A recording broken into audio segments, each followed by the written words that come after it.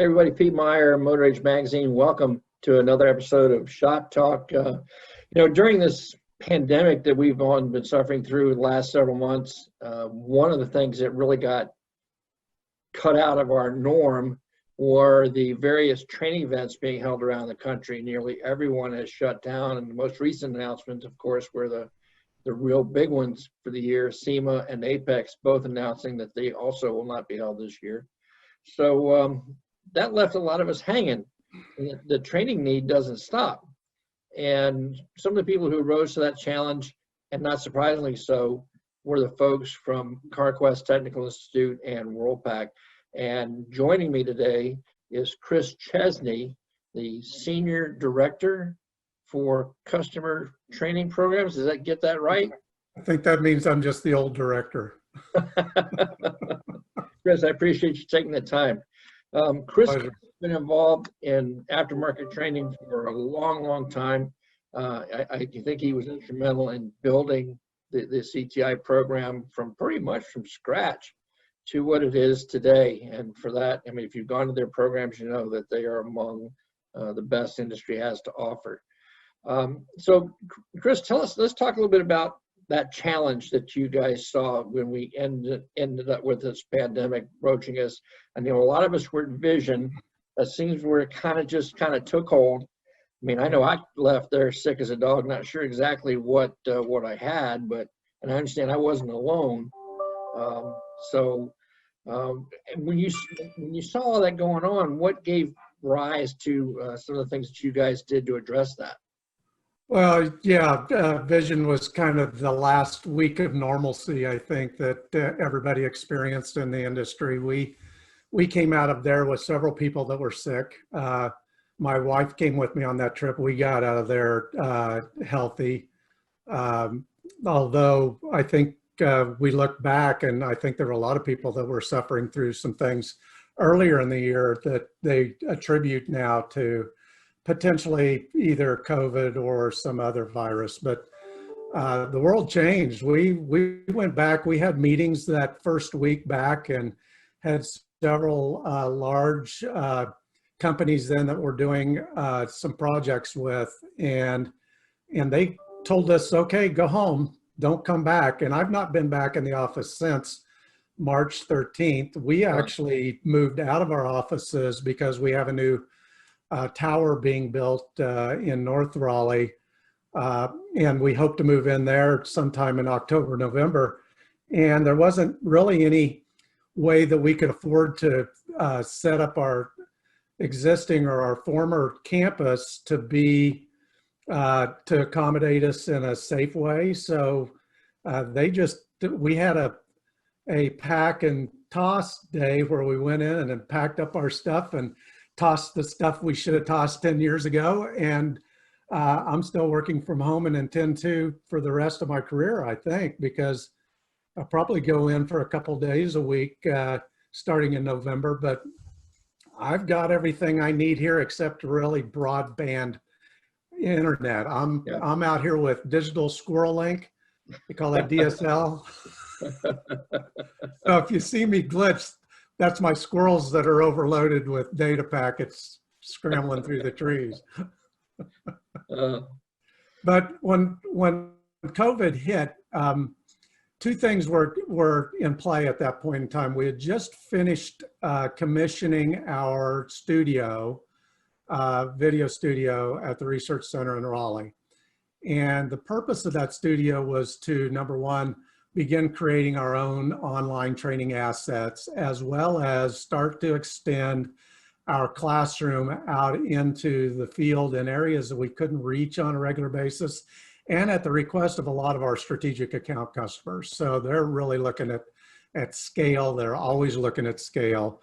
And so we were building it out for that. Well, when the pandemic hit, about a week and a half goes by, and you start to see the news come in, and you start to see the fear kick in. In fact, I wrote an article for y'all that came out mid-pandemic, but I wrote it at the very beginning of the pandemic, which reminds me, I owe you an article, so I'll have to sit down and write that when we get done.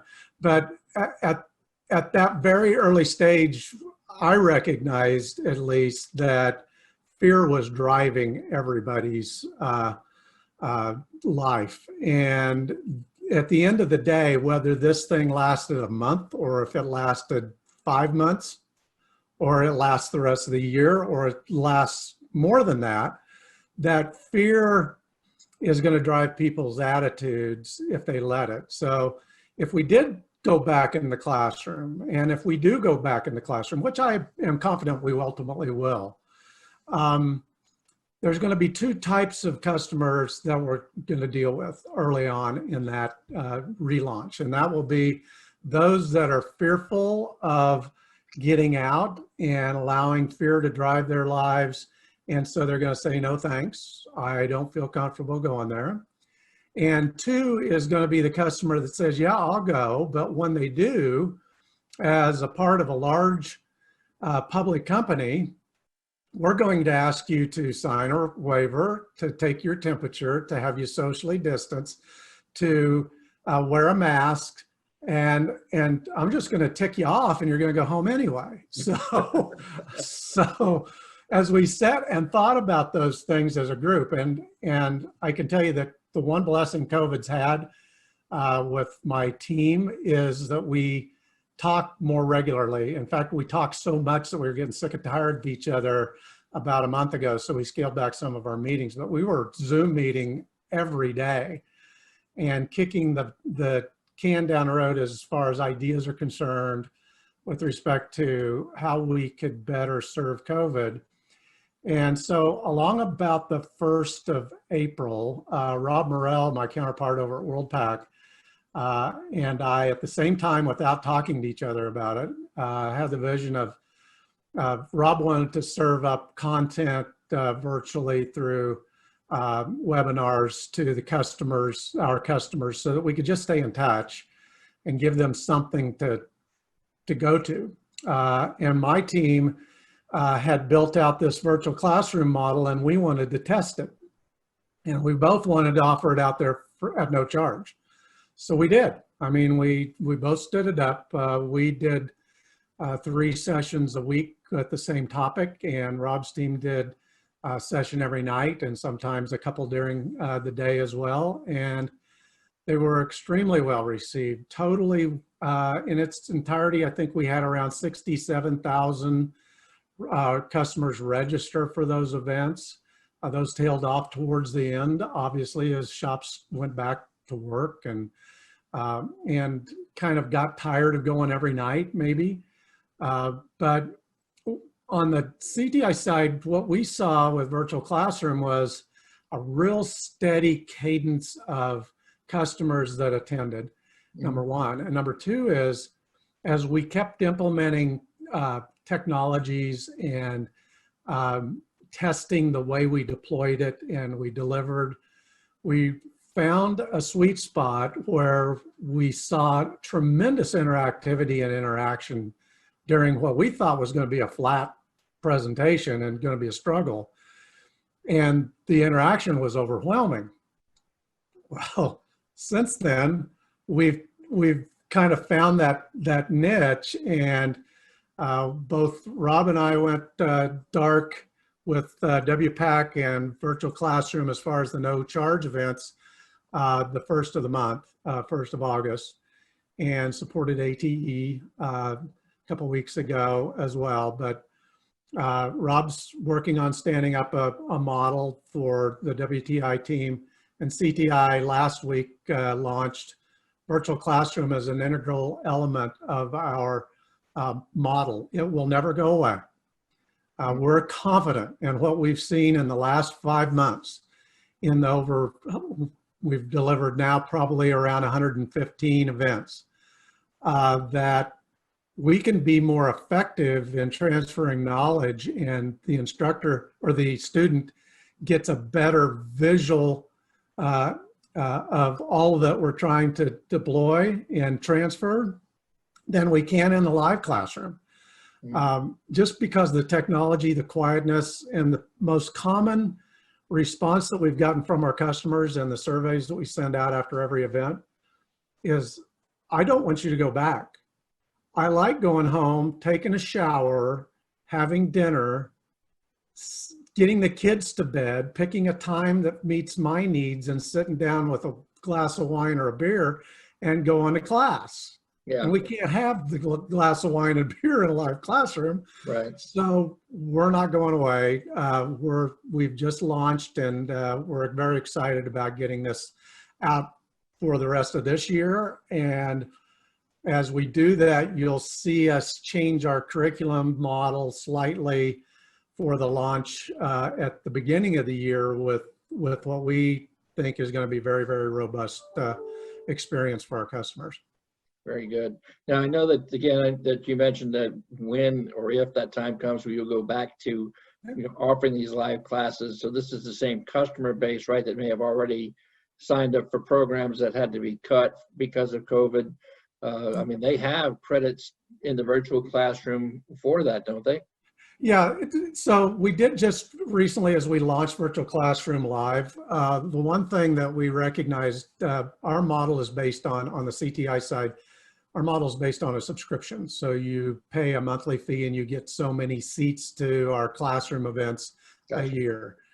And we were just rolling out that seat subscription type model. And obviously we couldn't offer anything for the customer to go redeem their seats to. And our customers continue to pay in, and they've paid in, and they have these seats sitting there that they can use. Well, what we decided to do for Virtual Classroom is we've taken all of those subscriptions for those customers who have stuck with us and paid in during these last 5 months. We've modified their subscription and given them unlimited access to any Virtual Classroom event by any of their people, and we've normalized that cost down to $99 a month. Wow. And we've given all the TechNet members a 30% discount off of that. Wow. So it's huge value. They don't have to worry about, I don't have time to drive there. I don't want to go tonight. I've worked all day and I'm hot and sweaty in the summertime. Sure. So in the past, we used to have, we'd hold a party and we had to have a theme, which is the content. We had to have a date and a time and a place. Right. Well, now we're going to hold a party. We still got the content. Now we've got a date and a time. We don't have to have a place. This is the place. Right. Because we've integrated Zoom into our learning management system so they can log in and enroll in any event they want. They get a digital workbook, full color digital workbook that they download within 48 hours of class. And as we speak, this morning we've been testing loading various different file types like Picoscope data files. Wow. And other files that the instructor can assign to that class, and during class, pull that same file up on screen, but the guys can pull it up on their laptops. Sure. And manipulate the cursors and manipulate the data as well. So very good. I think there's a little bit of value there, but we also give them the ability to subscribe to a per seat model as well. So all of that change and subscription and pricing and all that stuff's happening as we speak this week. Right, very good. Well, Chris, I appreciate it. I know it's going to be just as good as any other training product that CTI has put forth. I have to go poke around in there a little bit myself. Guys, gals, if you're interested in learning more, I'm going to put the link to the website in the video description. I encourage you to go and look at that. If you haven't attended, if you haven't attended a CTI class, you don't know what you're missing. I can't believe there's going to be too many people watching who haven't been to at least one. But if you are out there, you need to check it out. They've got some really talented instructors. I know Chris puts them to a pretty stringent boot camp to prep them before they get out to you guys. It's well worth the investment. And as some good friends of ours have always said, training's not a cost, it's an investment in your future. So take advantage of these new opportunities. Chris, thanks again for taking the time to hang out with me. Thanks, Pete.